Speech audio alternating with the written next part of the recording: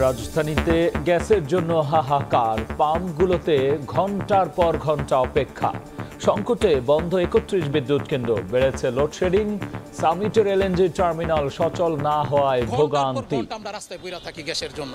একটা পাম্পে কমপক্ষে ১.৫ থেকে ২০০ গাড়ি আছে। যেই গ্যাস পামো সর্বোচ্চ ৪ ঘন্টা থেকে ৫ ঘন্টা চলবে। আজকে শুক্রবার 11:30টার মধ্যে 3বার লোডশেডিং হয়েছে। কারেন্ট থাকে না, এই আসে এই চলে যায়। ২০ ঘন্টার মধ্যে আমাদের ৯ থেকে ১০ ঘন্টার বিদ্যুৎ থাকে না। যে বিল দিতেছি সেই পরিমাণে আমরা বিদ্যুৎ পাইতেছি না। রাত্রে ঘুমোতে পারি না, খুব সমস্যা। বয়স্করা অসুস্থ হয়ে যাচ্ছে।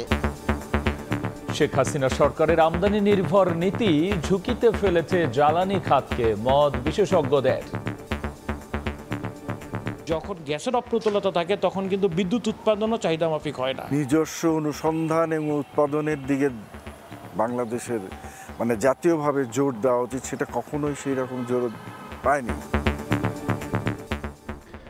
দেখছিলেন প্রধান শিরোনাম। সন্ধ্যার সময় সঙ্গে আছি আমি গোলাম রাব্বি। এবার অন্যান্য শীর্ষ সংবাদ। রেকর্ড বৃষ্টিতে ডুবল কক্সবাজার, পানিবন্দী হাজার হাজার মানুষ। গণ অভ্যুত্থানে ফ্যাসিবাদের পতন হলো, বিজয় নস্যাৎ করার ষড়যন্ত্র চলছে বললেন মির্জা ফখরুল। শনিবার শহীদ মিনার, রোববার নয়াপল্টনে সমাবেশ করবে বিএনপি। কাল ঢাকা আসছে উচ্চ পর্যায়ের মার্কিন প্রতিনিধি দল, ভারত হয়ে আসবেন লু। সম্পর্ক জোরদারের পাশাপাশি আলোচনায় গুরুত্ব পাবে দ্বিপক্ষীয় স্বার্থ সংশ্লিষ্ট নানা বিষয়। দেশে ফিরলেন আরব আমিরাতে বিক্ষোভে অংশ নিয়ে ক্ষমা পাওয়া আরও ২৬ বাংলাদেশি। আবারও কাজে পাঠানোর ব্যবস্থা করতে অন্তর্বর্তী সরকারের প্রতি আহ্বান। এবং ৮ দফা দাবিতে রাজধানীর শাহবাগে হিন্দু জাগরণ মঞ্চের বিক্ষোভ, ধর্মীয় উপাসনালয় ও বাড়িঘরে হামলার অভিযোগ। ২০ সেপ্টেম্বর শহীদ মিনারে অবস্থান।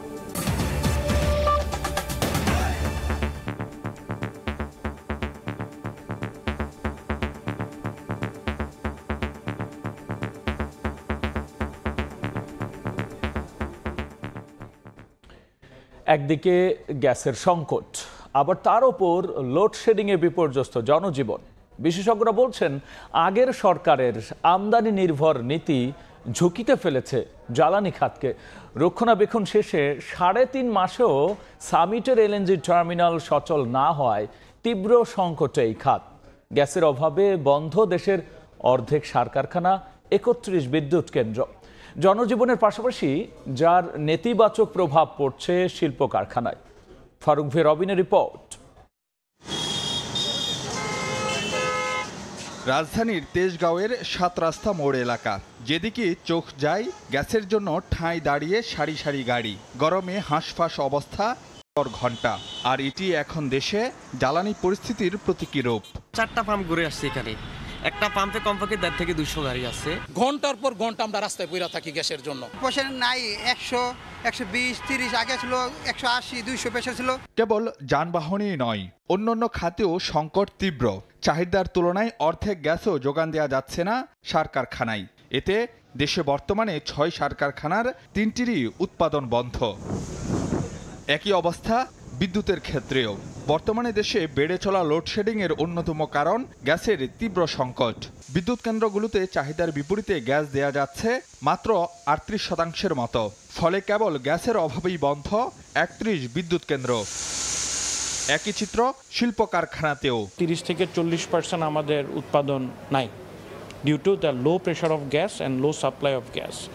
বর্তমানে দেশে গ্যাসের চাহিদা ধরা হয় ৪,০০০ মিলিয়ন ঘনফুট, কিন্তু সরবরাহ ঘুরপাক খাচ্ছে ২৫০০ থেকে ২৬০০ মিলিয়ন ঘনফুটের ঘরে। রক্ষণাবেক্ষণের কারণে ৩.৫ মাস ধরে বন্ধ সামিটের ভাসমান টার্মিনাল।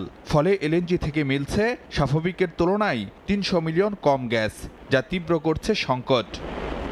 পেট্রোবাংলা জানাচ্ছে, আবারও উৎপাদনে ফিরছে সামিটের এলএনজি টার্মিনাল। সপ্তাহখানেকের মধ্যেই পরিস্থিতি উন্নতি হওয়ার আশায় সংস্থাটি। বিশেষজ্ঞরা মনে করেন, দেশীয় উৎসে গুরুত্ব না দিয়ে আমদানি নির্ভর নীতি দিন দিন ঝুঁকিপূর্ণ করে তুলছে জ্বালানি খাত। নিজস্ব অনুসন্ধান এবং উৎপাদনের দিকে বাংলাদেশের জাতীয়ভাবে জোর দেওয়া উচিত, সেটা কখনোই সেই রকম জোর পায়নি। সেই ডেভেলপমেন্টটা যদি হয় তাহলে যে ঘাটতিতে পড়ার মতো অবস্থা সিচুয়েশন হয় না। বিশেষজ্ঞরা বলছেন, গ্যাস অনুসন্ধান কার্যক্রম গতিশীল করার কোনো বিকল্প নেই, না হলে আগামীতে আরও তীব্র হতে পারে সংকট। গ্যাস সংকট যেন পিছু ছাড়ছেই না। কখনো কখনো পরিস্থিতির কিছুটা উন্নতি হয় বটে, তবে চাহিদা আর যোগানের মধ্যে যে বিস্তর ফারাক রয়েছে তাতে খুব একটা হেরফের হয় না। এমন অবস্থায় সংকটের টেকসই সমাধানে দীর্ঘমেয়াদী পরিকল্পনা নিয়ে পাড়ি দিতে হবে আরও অনেক পথ, এমনটি মনে করেন এ খাতের বিশেষজ্ঞরা। ফারুক ভিয়া, রবিন, সময় সংবাদ, ঢাকা। এদিকে তীব্র লোডশেডিংয়ের কবলে দেশের উত্তরাঞ্চল সহ বিভিন্ন এলাকার মানুষ। কোথাও কোথাও 9 থেকে 10 ঘন্টা থাকছে না বিদ্যুৎ। প্রচণ্ড গরমে বারবার লোডশেডিংয়ে অতিষ্ঠ জনজীবন। ব্যাহত হচ্ছে কারখানার উৎপাদন কার্যক্রম। দ্রুত বিদ্যুৎ পরিস্থিতি স্বাভাবিক করতে অন্তর্বর্তী সরকারের প্রতি দাবি জানিয়েছেন গ্রাহকরা। 20 ঘন্টার মধ্যে আমাদের 9 থেকে 10 ঘন্টার বিদ্যুৎ থাকে না, এতে আমাদের পড়াশোনা ব্যাঘাত ঘটে। আমরা কলেজে গিয়েও আমরা বিদ্যুৎ পাই না। বিদ্যুৎ ও বয়স্করা অসুস্থ হয়ে যাচ্ছে এবং বিভিন্ন হাসপাতালে, বিভিন্ন ক্লিনিকে তারা অহরহ ভর্তি হচ্ছে। 1 ঘন্টা যদি বিদ্যুৎ থাকে তাহলে হয়তো 2-3 ঘন্টা আমরা বিদ্যুৎ পাই না। বাসা বাড়িতে ফ্রিজের যে মালামাল আছে এগুলো নষ্ট হয়ে যাচ্ছে। দিনের মধ্যে অনেকক্ষণ কারেন্ট থাকে না, এই আসে এই চলে যায়। আমার দোকানে 2টা লাইন, একটা গেলে একটা থাকে, কিন্তু এখন 2টার মধ্যে লাইন থাকে না। আমাদের পশু পাখির দোকান, এখন বিদ্যুৎ না থাকলে এই পশু পাখি তো মারা যাচ্ছে। বিদ্যুৎ বিল দিতেছি ঠিকই, কিন্তু আমাদের যে বিল দিতেছি সেই পরিমাণে আমরা বিদ্যুৎ পাইতেছি না। সন্ধ্যার পরের থেকে মোটামুটি রাত্র 9টা পর্যন্ত একটানাই বিদ্যুৎ থাকে না। 24 ঘন্টা 3-4 ঘন্টা ঘরে থাকে, আর বাকি সময় নাই, রাত্রের ঘুম হারাম। আমাদের ভ্যানের ব্যাটারি, অটোর ব্যাটারি, রিক্সা চালক আমরা, আমাদের ব্যাটারি টিকতেছে না, আমরা বিদ্যুৎ পাচ্ছি না ঠিকভাবে। অনেক আইটেম থাকে, এগুলো রাখতে পারি না আমরা। মানুষের শরীরে ইনসুলিন দেয়, মানে খুব জিল্লতি। বাসায় বাচ্চা কাচ্চারা ভালোভাবে পড়াশোনা করতে পারে না, গরমে অতিষ্ঠ হয়ে যায়। আমরা বড়রাই সহ্য করতে পারতেছি না, বাচ্চারা তো আরো বাড়ির করুণ অবস্থা হতে। এবার অন্য প্রসঙ্গ। রেকর্ড 501 মিলিমিটার বৃষ্টিতে ডুবে গেছে পর্যটন নগরী কক্সবাজার, যা এখনো পর্যন্ত জেলার সর্বোচ্চ। বৃষ্টিতে হোটেল মোটেল জোনের পাশাপাশি পানি জমেছে অর্ধশত গ্রামের বসত বাড়িতেও, আর এতে চরম দুর্ভোগে পড়েছেন অন্তত 20,000 পর্যটক। এর মধ্যে ভোরে সদর ও উখিয়ায় পাহাড় ধসে নিহত হয়েছেন নারী শিশু সহ 6 জন। এতে আতঙ্ক ছড়িয়ে পড়েছে স্থানীয়দের মাঝে। মোহাম্মদ ফরাজের ক্যামেরায় সুজাউদ্দিন রুবেলের রিপোর্ট। ভারী বৃষ্টিতে ডুবে আছে কক্সবাজার, চারদিকে শুধু পানি আর পানি। তলিয়ে আছে পর্যটন জোন কলাতলির হোটেল মোটেল এলাকা, সৈকতের লাবণী পয়েন্ট থেকে সুগন্ধা পয়েন্ট সহ বিভিন্ন এলাকা। একই সঙ্গে বৃষ্টিতে প্লাবিত হয়েছে টেকনাফ উখিয়ার অর্ধশত গ্রাম। পানিবন্দী হয়ে দুর্ভোগ পোহাচ্ছে 50,000-এর বেশি মানুষ। মৌসুমি বায়ুর প্রভাবে কক্সবাজারে গত 24 ঘন্টায় 501 মিলিমিটার বৃষ্টিপাত রেকর্ড করা হয়েছে, যা এখন পর্যন্ত কক্সবাজারের সর্বোচ্চ বৃষ্টিপাত। এর আগে 467 মিলিমিটার বৃষ্টিপাত হয় 2015 সালে। ঘরবাড়ি, বাজার, দোকান টান সব কিছু এখন দোকানও যে চালাফেরার জন্য যাতায়াতের অনেক কষ্ট হচ্ছে আর কি। গতকালকে আমি সারা রাত ঘুমাতে পারি নাই, ঘরের মধ্যে পানি এক বেত হয়ে গেছে। এখন রোডের মধ্যে গাড়িগুলো এখন চলাচল করতে পারছে না। ঘোরার জন্য আসছিলাম এখানে, মানে ওইরকম ঘুরতে পারতেছি না। থাকার ইচ্ছা ছিল আরো কয়েকদিন, এখন আজকে ব্যাগ যাবো আবার ঢাকা।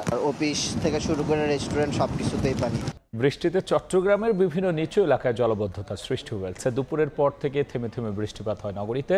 জোয়ারের কারণে আগ্রাবাদ, সিডি, আবাসিক 2 নম্বর গেট সহ বিভিন্ন এলাকায় জলাবদ্ধতার সৃষ্টি হয়। ছুটির দিনে যারা কাজে বাসা থেকে বের হয়েছেন তাদের বিড়ম্বনায় পড়তে হয়েছে। নালা নর্দমা পরিষ্কার না করে এবং জলাবদ্ধতা নিরসনে বিভিন্ন সংস্থার চলমান প্রকল্প কাজ দীর্ঘদিনেও শেষ না করায় ক্ষোভ প্রকাশ করে নগরবাসী।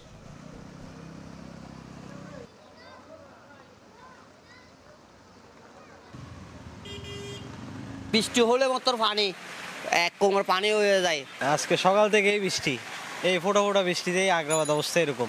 আগ্রাবাদ কমার্শিয়াল এরিয়াটা সম্পূর্ণ পানিতে পরিত্যক্ত। এখানে যে সুয়ারেজের লাইনগুলো আছে এগুলো কোনো কাজ করা হয় নাই, এবং একটু বৃষ্টিতে আর যদি ভারী বৃষ্টি হয় সম্পূর্ণ আবাসিক এলাকা ভবন ভেসতে যায়, মানুষের চলাফেরা খুবই কষ্ট হয়।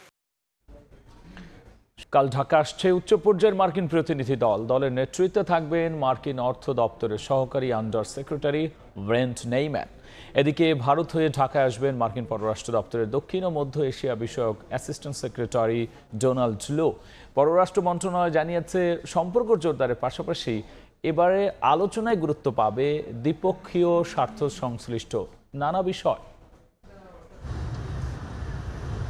ডক্টর মোহাম্মদ ইউনূসের নেতৃত্বে বাংলাদেশে অন্তর্বর্তী সরকার গঠন হওয়ার পরে প্রথমবার বাংলাদেশ সফরে আসছে মার্কিন যুক্তরাষ্ট্রের কোনো প্রতিনিধি দল।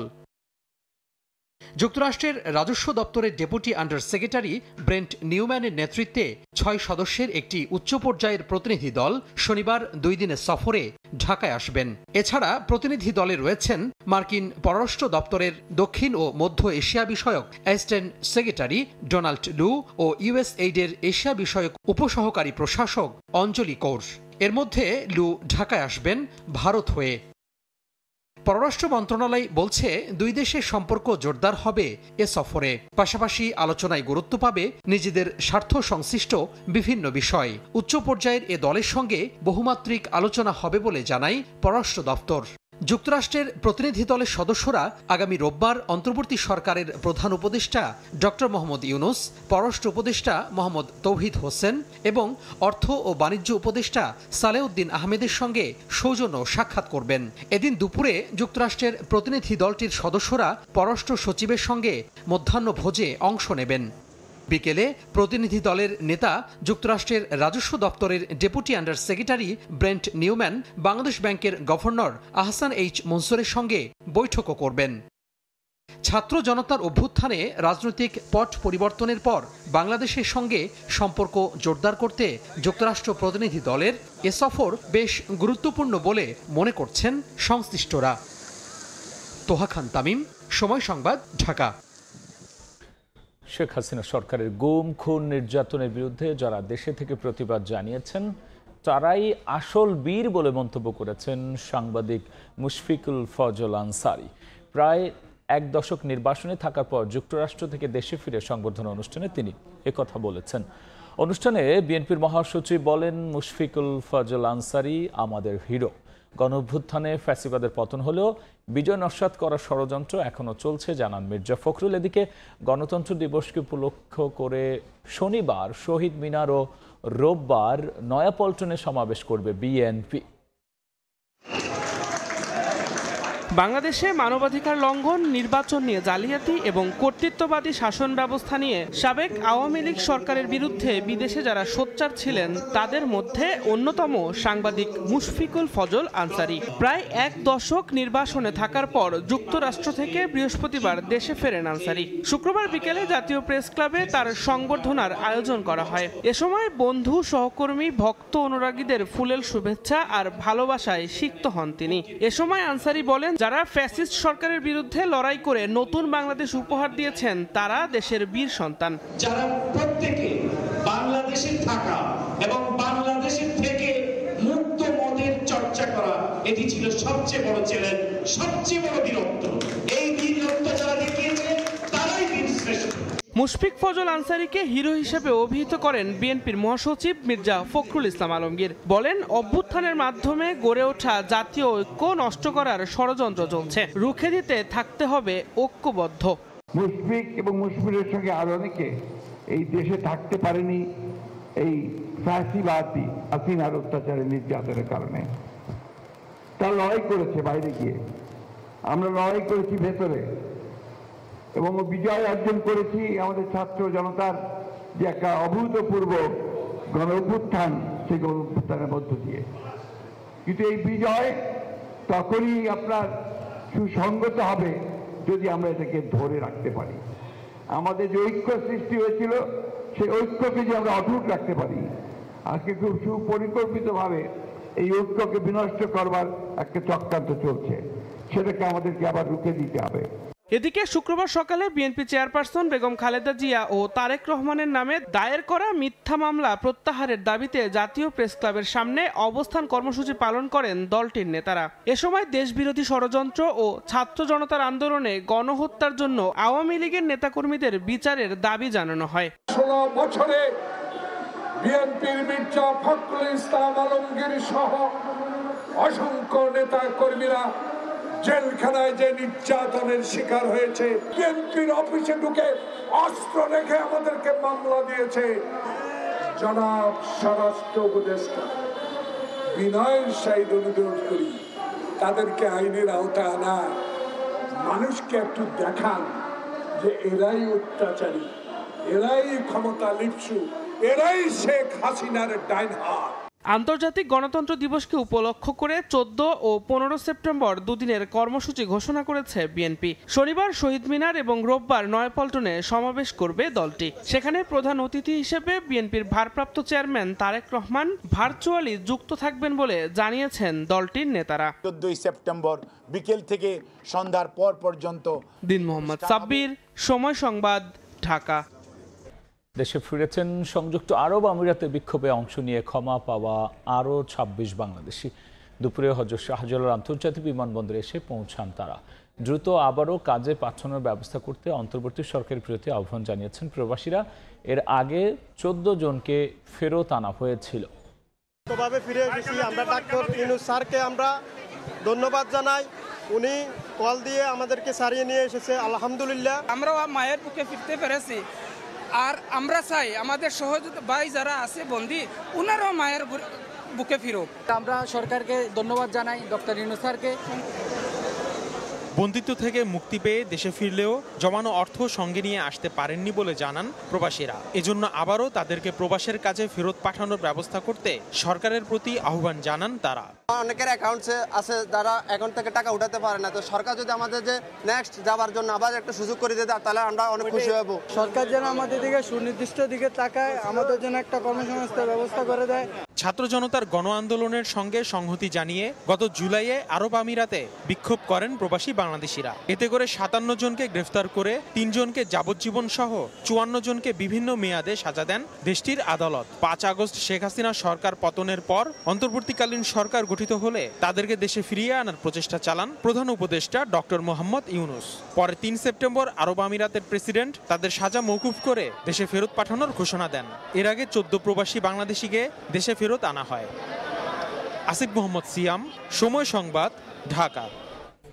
সব পক্ষের মতামত নিয়ে বাংলাদেশ পুলিশের সংস্কার আনা হবে। ব্রিটিশ আমলের আইন আর মান্ধাতার আমলের ধ্যান ধারণা বাদ দিয়ে কিভাবে জনবান্ধব পুলিশ হতে পারে সেই দিকে নজর দেওয়া হবে বলে জানিয়েছেন পুলিশ প্রশাসন সংস্কার কমিশনের প্রধান সফররাজ হোসেন।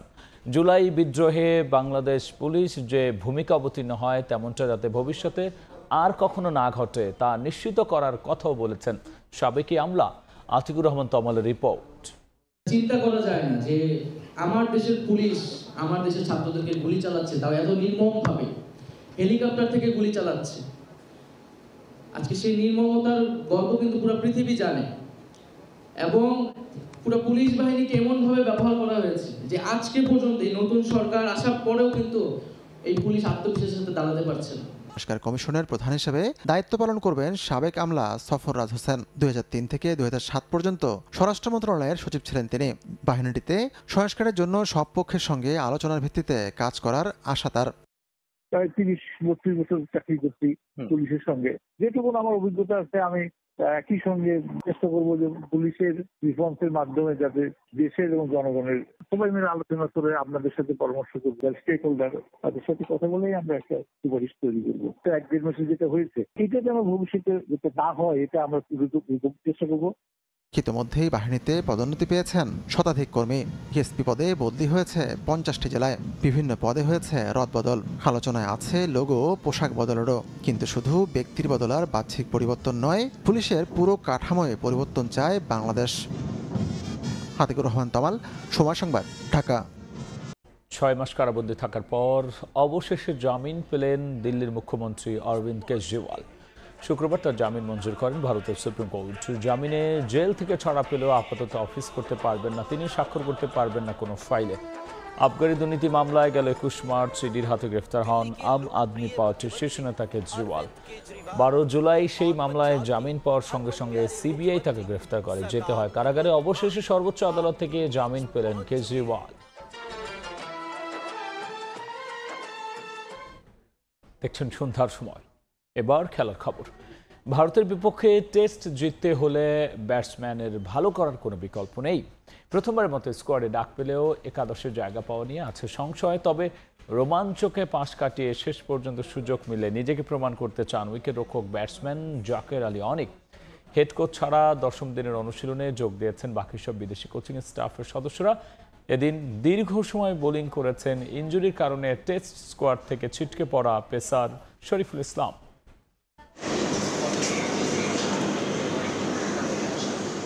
শরতের বেখেয়ালি আকাশে রোদ মেঘে লুকোচুরি, তাতে কালক্ষেপণ হয়েছে অনুশীলনে। বৃষ্টি বাগড়া দিয়েছে 2 দফা।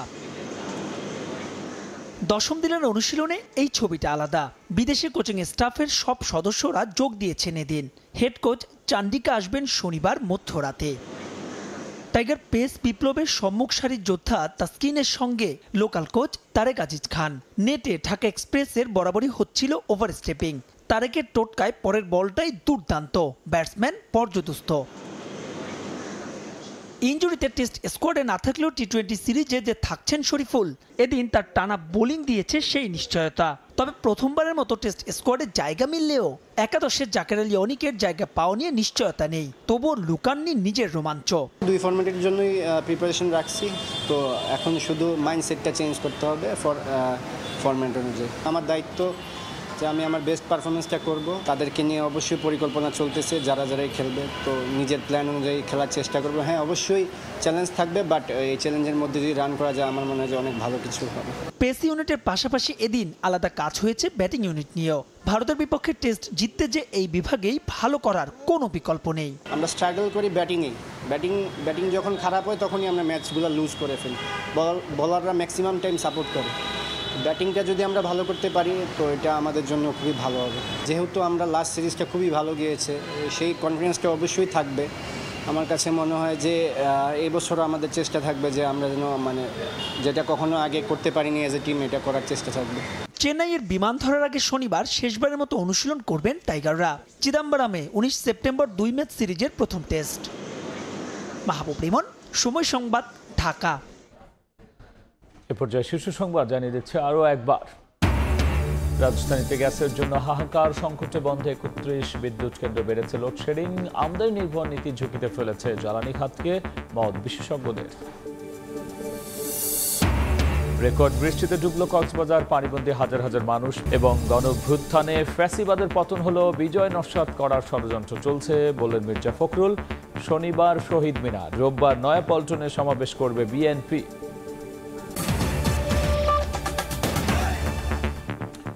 এই ছিল সন্ধ্যার সময়, সঙ্গেই থাকুন সময়।